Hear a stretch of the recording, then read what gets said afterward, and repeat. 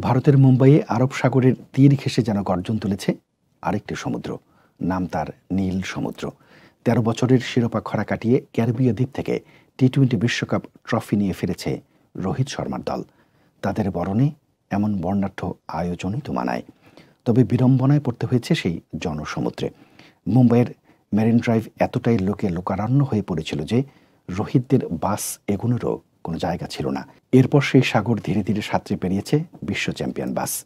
বার্বাডোসে বিশ্বকাপ জয়ের পরও প্রায় ৩ দিন হ্যারিকেন ব্যারেলের কবলে পড়ে আটকে পড়েছিল ভারতীয় দল। ১০৫ ঘন্টা পর বৃহস্পতিবার রোহিত কোহলিরা দেশে পা রাখতেই নতুন ব্যস্ততা শুরু, যা ইতি ঘটার কথা মুম্বাইয়ের ওয়াংখেড়ে স্টেডিয়ামে বিশেষ এক অনুষ্ঠানের মধ্য দিয়ে, যেখানে বিসিসিআইয়ের পক্ষ থেকে বর্ণাঢ্য আয়োজন করা হয়েছে। মাঝে সেখানে তুমুল বৃষ্টি বাগড়া দিলেও বৃষ্টি উপেক্ষা করে প্রায় জনসমুদ্রে পরিণত হয় গোটা স্টেডিয়াম। এমন আনন্দঘন মুহূর্তে বিশ্ব চ্যাম্পিয়ন ক্রিকেটারদের ছুঁয়ে দেখতে ওয়াংখেড়ে স্টেডিয়াম উন্মুক্ত করে দেয়া হয় সমর্থকদের জন্য। তার আগে স্টেডিয়ামে যাওয়ার পথে ছাদখোলা বাসের মাথায় ট্রফি নিয়ে উল্লাস করেছেন রোহিত কোহলি, হার্দিক পান্ডিয়া ও সূর্যকুমাররা। রোহিতদের দেখতে রাস্তার ধারে গাছের উপরেও উঠে পড়েছিলেন সমর্থকদের কেউ কেউ।